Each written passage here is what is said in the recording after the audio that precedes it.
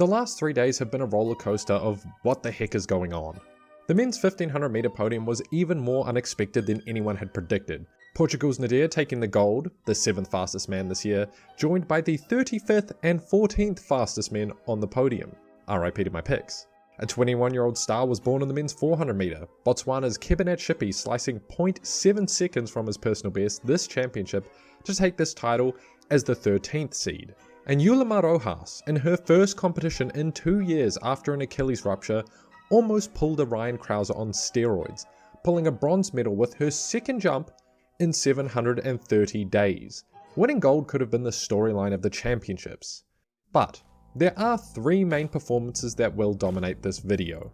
3 of the best in history! Mclaughlin-Levrone chasing history!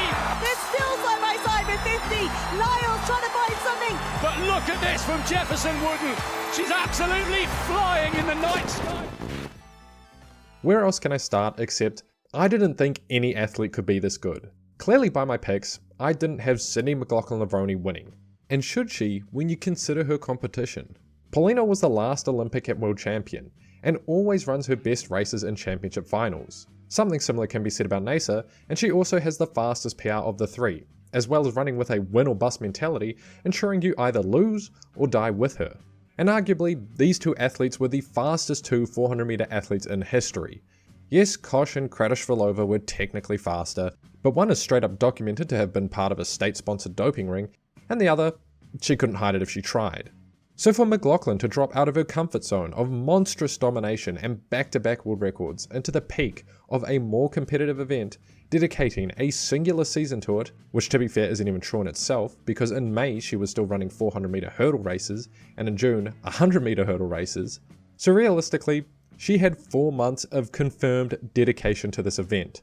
To then somehow win it all, taking down the 2 fastest women ever, pulling them to times they'd never seen before, in the rain. Yet, this is so close! Mclaughlin-Levrone for history! She's driving for the line, and she's done it! 47.80! This performance, as I'm sure it was for many of you, was jaw-dropping, eye-popping, brain-melting. This was such a unique feat, I'm not sure we'll ever see it replicated again.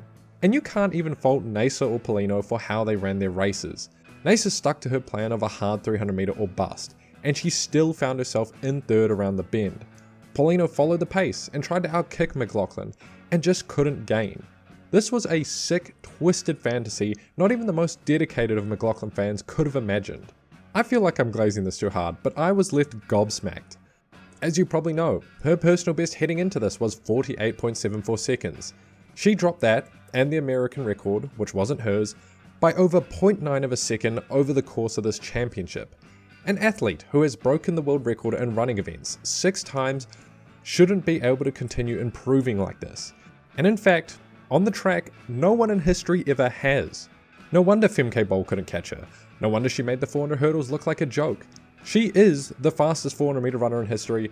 I don't care what the world record says. And funnily enough, I do actually think this gives a lot of credit to what Femke Bol was doing. I didn't think she'd win. I didn't think we'd see a time this fast. And certainly not in the rain. Truthfully, I just didn't think any athlete could be this good. And seriously, where does she go from here? Does she set an untouchable 400 meter world record? Or does she drop down to the 200 meter and take gold there as well? I know that sounds silly, but consider this. Her 200 meter PR sits at 22.07 seconds that she ran into a slight headwind. And that's after running it twice in the last 7 years. Unironically, she could run 21 mid.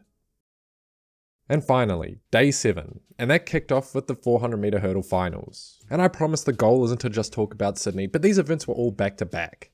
At Paris last year, Femke Bol, under the pressure of the fastest 400 meter athlete in history right next to her, she was forced to run a pace she couldn't handle just so she could possibly contend for gold. While today in Tokyo, we got an example of her running her own race. Linked up to her competitors through the back straight and the final bend, and able to murk them on the final 100 with her superior endurance.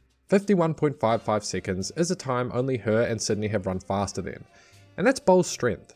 Watch her race Leaky Clava at shorter distances, she will lose. But without her legs being run off in the first 200 meters, she has energy to spare. It's Femke Bol, but versus the clock. Another gold for the Netherlands. Now let's get away from Sydney and talk about the big dogs. All season, people were saying Lecele Tebogo will find a medal, and not a single soul had Brian Lavelle to medal before the World Champs. But here it is, finalised evidence. I obsess too much over men's sprints. Noah Lyles' weakness was flaunted on full display. Not enough races, his start isn't there, and he is left in the dirt by Tebogo, Bednarek and Lavelle around the curve.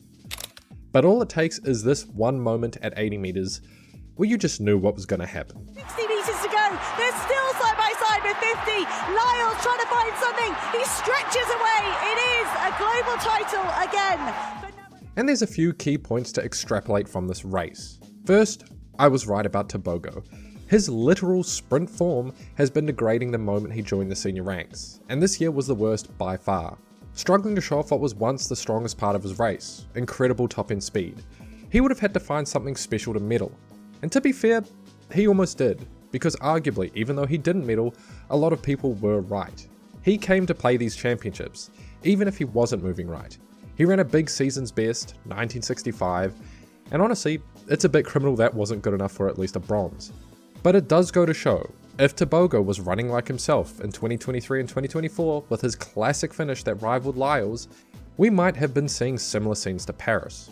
Secondly, Brian Lavelle ran ever so slightly below expectations in the final, some arguing he ran his rounds too hard, but I just think that comes down to experience and not being fully prepared. After all, he's 21 years old and this was his first major championship final. It's incredible he turned up here at all after getting turned to mincemeat at Grand Slam track. I did say it in my predictions, he was a gamble, but that time he ran in Budapest was legit. It was just a matter of if he could find it or not. So based off these champs, there is no doubt in my mind he's going to be trouble in the future. His early rounds indicating he clearly has faster times to come. Jamaican sprinting just keeps getting more exciting. And third, Kenny Bednarek couldn't get it done again, even though Noah mismanaged his rounds, because this was the first time Noah has ever ran a faster semi-final than final. And I just can't see how Bednarek can possibly beat Lyles in the future. Their head-to-head is like 13-2 or something, both of those being at the Olympics funnily enough. Because although Bednarek butchered his final in the 100 meters himself, this 1958 is the fastest time he's ever run at a global championship.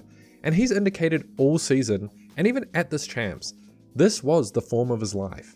And it still wasn't quite enough to topple a Noah who wasn't even at his best. But overall, the men's sprints were awesome this year. I know I was highly critical of certain athletes for running bad or being dickheads on Twitter, but the re-emergence of Jamaicans running really fast times and just having a 200 meter runner has really brought this all back to life. And lastly, Melissa Jefferson-Wooden went unrivaled this championships. You can tell this event is uncomfortable for her. She has such incredible form and high knees over the 100 meters, bouncing off the track. And in the 200, yeah, not so much. Her knees sinking like crazy in the final stages, unlike say Gabby Thomas or a peak Sharika Jackson. Flying in the night sky of Tokyo, 21:69. And also her face says it all. Yet she's just so unbelievably quick right now. She still managed to run as fast as a peak Thomas, but not Jackson though. Her time of 21.68 seconds lands her inside of the top 8 of all time, right ahead of Allyson Felix, and she won this world title by dang near half a second, which is a margin of victory of 2.12%, the largest on the track these games as of right now. Heading into this season, it wasn't outside the realm of possibility that Jefferson could become such a strong contender in the 100 meters.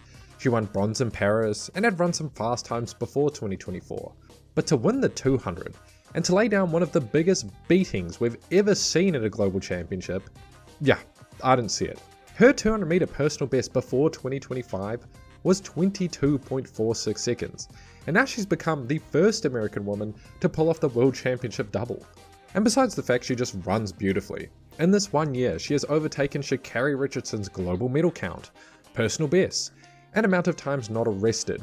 She's my face of female sprinting, unless Alfred has something to say about that next year. And also, hey, Sharika Jackson barely held on to third to save my picks. God, they are falling apart as each day goes by. And Hunton Silva? She was a sneaky underdog medal contender who had been showing glimpses of strong top-end speed all season, but it really had to all fall perfectly into place for her to medal. 6 women ran faster than her silver medal time in the semis, including her. But it seems with some coming back from injury, some gone due to injury, and others struggling to put together their best race after 3 rounds of the 100 and 3 rounds of the 200, Hunt was the one to hold on. And that's what makes championship running so unique. It really ends up becoming survival of the fittest. And that was my last rambling quickie during the champs. I want you to know I did 3 all-nighters to make these videos. And I'll be honest, I think this one was a little shit. If the athletics wasn't so damn good, God, I would not be doing alright mentally. So I'm going to enjoy the last couple days to myself before the big post-champs awards video. See you all soon.